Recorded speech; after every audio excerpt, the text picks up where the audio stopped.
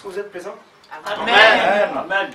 Est-ce que vous êtes présents? Amen. Ici, Jésus-Christ est en train de donner une prophétie.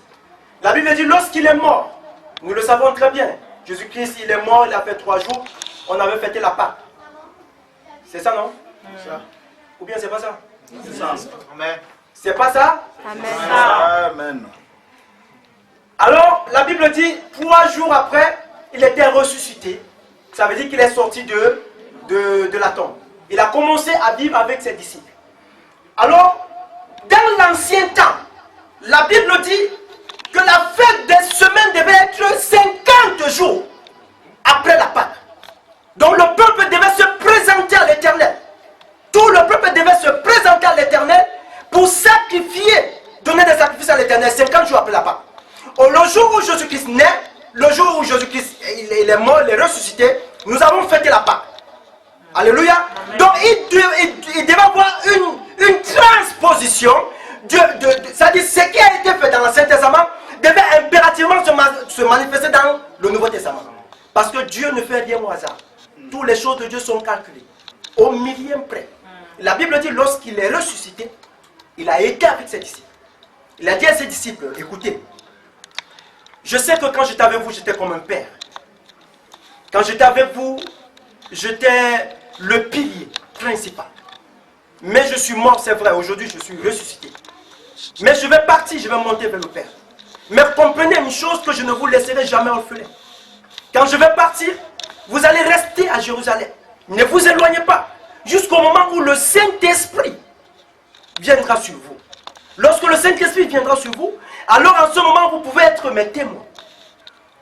Ici à Jérusalem, dans toute la Judée, la Samarie, jusqu'aux extrémités de la terre, vous serez donc mes témoins. Alors nous devons comprendre quelque chose. Si nous n'avons pas le Saint-Esprit, il nous est très difficile d'être le témoin oculaire de Jésus-Christ. Lorsque nous n'avons pas le Saint-Esprit, il y a des choses du royaume que nous ne pouvons pas comprendre. Il y a certaines puissances qui ne peuvent pas se manifester à nous lorsque nous n'avons pas le Saint-Esprit. C'est pourquoi il a dit à ses disciples, ne vous éloignez pas de Jérusalem. Restez à Jérusalem jusqu'à ce que le Saint-Esprit vienne sur vous. Même si vous faites 10 ans à Jérusalem, ne partez pas. Parce que la promesse doit impérativement s'accomplir. Je vais te dire quelque chose. Il y a certaines choses qui ne peuvent pas s'accomplir dans la vie. Tu peux prier et ne pas avoir le résultat. Tu peux avoir une vision et ne pas se manifester. Tu peux avoir... Mais il y a une seule chose. Lorsque cette chose sort, elle doit se manifester, quelle qu'en soit la durée. La prophétie. La Bible dit, attends-la. Yes. Alléluia. Attends quoi? Cette prophétie. Lorsque Dieu te promet quelque chose, il va le faire certainement. Quelle qu'en soit la durée que cela va prendre, cette chose va se manifester. Allez demander à Abraham, lorsqu'il avait plus de 100 ans. Allez demander à Sarah, à 90 ans. Lorsque Dieu l'a rendu visite, et Dieu a dit, mais tu serais, Sarah sourit. Qui moi, là où même les seins sont tombés, il n'y a même plus de corps, je n'ai même plus de plaisir. Comment je peux avoir encore un enfant?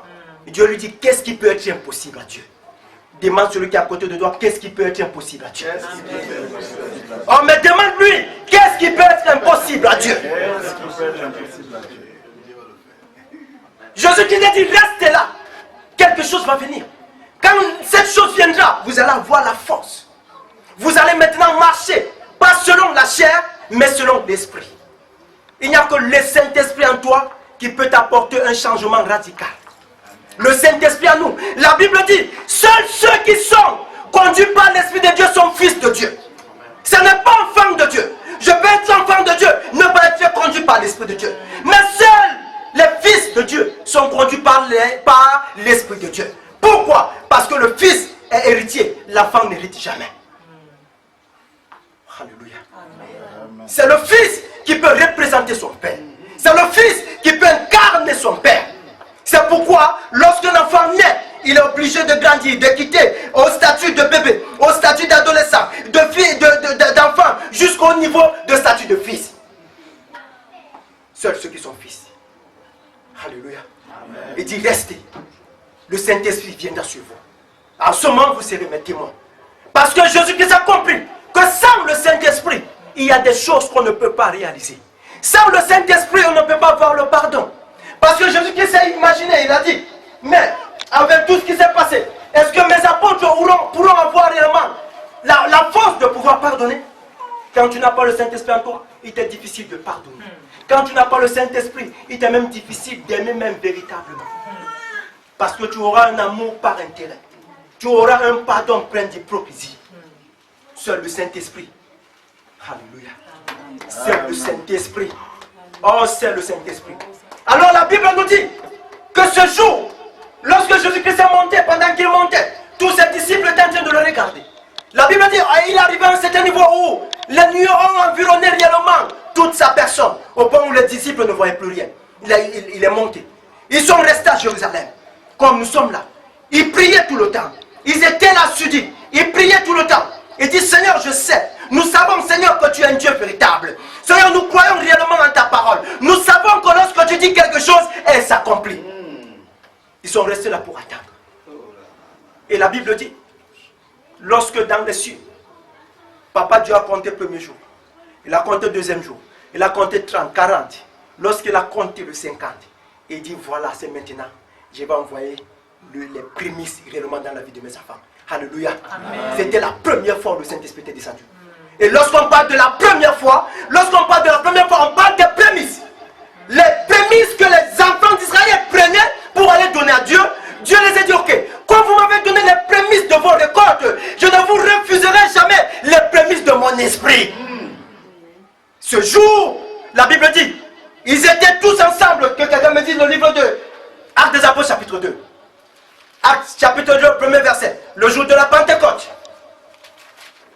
Le jour de la Pentecôte.